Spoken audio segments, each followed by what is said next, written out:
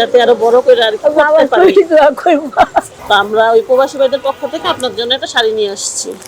শাড়িটা দেখেন কেমন হয়েছে, আপনি খুলে দেখেন কেমন হয়েছে, পরেন একটু মানে গায়ে দেন, দেখেন কেমন হয়েছে। কান্না করেন না চাচি, কান্না করেন না,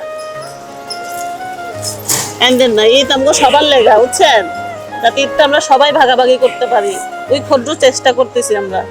একটু খুলেন, কান্না করেন না, আল্লাহ ভরসা। আমরা ছোট আর কি ক্ষুদ্র জিনিস দিয়ে শুরু করছি, যাতে আরো বড় করে আর কি করতে পারি। ঈদ মানেই তো আনন্দ, নতুন পোশাক, হাসি আর পরিবারের সাথে সুন্দর সময়। এই ঈদে অভিজাত শপিং মলগুলোতে শত শত হাজার হাজার মানুষের ভিড়। তারা কেউ নিজের জন্য পোশাক কিনছে পরিবারের জন্য। তবে তার উল্টা দিকে কিছু মানুষ আছেন যাদের একটি দামি পোশাক তো দূরের কথা, একটি সামান্য পোশাকই জোটেনি। কারণ যেখানে নুন আনতেই পান্তা ফোরায়, সেখানে ঈদে পোশাক কেনা তো বিশাল বিলাসিতা। এ সকল অসহায় হতদরিদ্র মানুষের জন্য আমাদের কিছু প্রবাসী ভাই বোন অসময়ের পিপিলিকা আত্মমানবতার ফাউন্ডেশনের পক্ষ থেকে বিতরণ করেছে ঈদের নতুন পোশাক। কি করতেছে এখানে?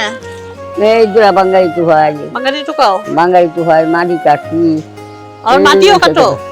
মাটি বয়স তো অনেক। কাটকারি অনেক জান আছে। আচ্ছা, বয়স তো অনেক, এতে এই বয়সে মাটি কাটো? অনেক মাটি কাটকারি না, অনেকগুলো বাঙালি তো। বাঙালি টুকাও। ছেলে মেয়ে নাই তোমার? আছে ছেলে মেয়েরে বেসাদি করা দিচ্ছি, যে সেখানে খোঁজ খবর নেই? আমার খোঁজ খবর নিয়ে কি চলবে, অনেক আর দি হতেছে। দেখো এই শাড়িটা তোমার জন্য আনছি, হ্যাঁ তোমার পছন্দ হয়েছে কিনা? পছন্দ হইব, আলহামদুলিল্লাহ।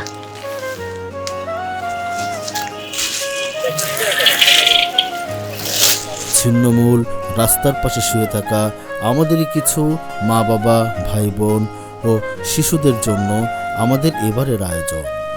আমাদের উদ্দেশ্য একটাই, এই ঈদের জন্য সবাই নতুন পোশাক পরতে পারে। আমরা চেষ্টা করেছি আমাদের সাধ্য অনুযায়ী।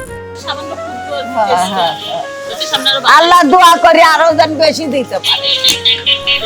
আপনিও চেষ্টা করুন, অথবা আপনি হয়ে যান আমাদের একজন।